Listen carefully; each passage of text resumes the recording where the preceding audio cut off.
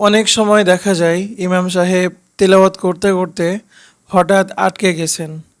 তো এক্ষেত্রে অনেক সময় এমন হয় যে মাসনুন পরিমাণ কেরাত এখনও পড়া হয়নি এবং সামনে থেকে মনে আসছে না।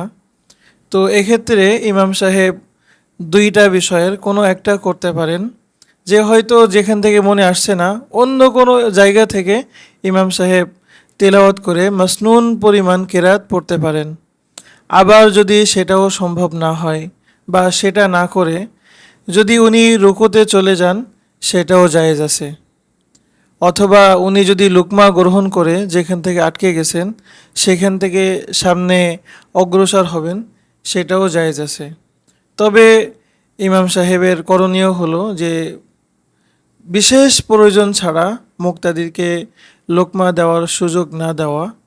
কারণ লোকমা দিবে এটা যখন একেবারেই নিরুপায় হবে তখন, এবং মুসল্লিরা লোকমা ফরজ নামাজে লোকমা ওই সময় দিবে যখন ইমাম সাহেবের ওয়াজিব পরিমাণ কেরাত পড়া হয়নি, তার আগে সে আটকে গিয়েছে, তখন মুসল্লিরা সেখানে লোকমা দিবে।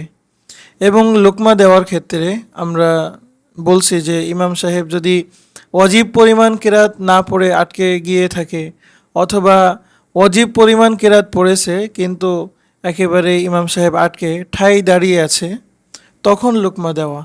কিন্তু অনেক ক্ষেত্রে আমরা দেখি যে ইমাম সাহেবের এক জায়গায় ভুল হয়েছে, উনি অন্য জায়গা থেকে কেরাত শুরু করেছেন বা দুই তিনটা আয়াত বাদ দিয়ে পরের আয়াত থেকে পড়া শুরু করেছেন এবং পিছন থেকে অযাচিতভাবে লোকমা দেওয়া হচ্ছে।